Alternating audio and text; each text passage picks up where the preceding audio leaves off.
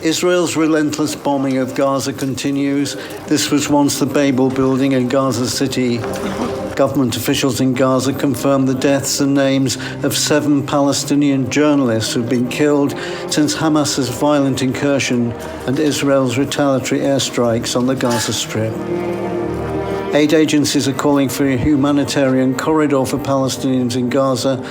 At least 100,000 have been displaced in the last 4 days. Meanwhile, Israel's severing of power, food and fuel to the enclave is beginning to bite. The expected Israeli ground offensive hasn't even started yet, but these aerial images show devastation in Gaza on an apocalyptic scale. This isn't, of course, a disaster movie, it's real, and the result of days of rocket attacks by Israel. Palestinians fear the city of Gaza may never be rebuilt.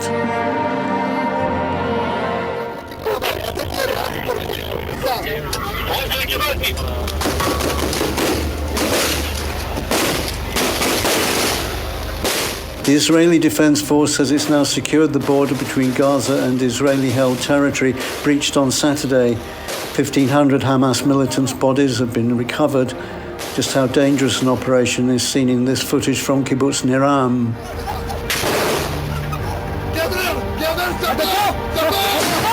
These border police are extracting wounded soldiers under heavy fire from Hamas militants.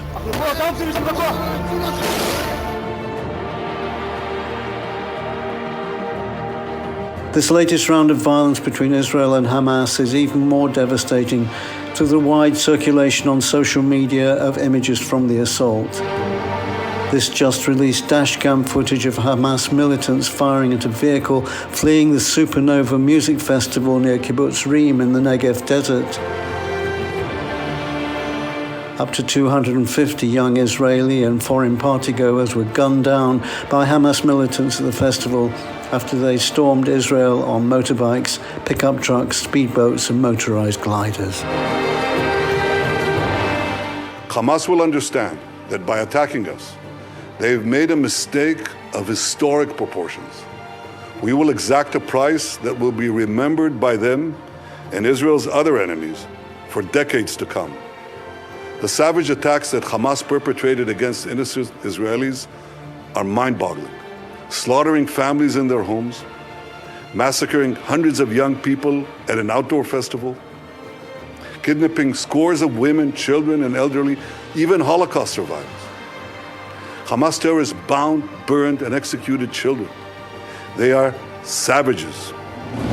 Normally busy streets like this one in Tel Aviv are eerily quiet today. The Israeli government has advised its citizens to make sure they know where their nearest shelter is and to stock up with food and water to last 72 hours. John Cookson, Arise News, Tel Aviv.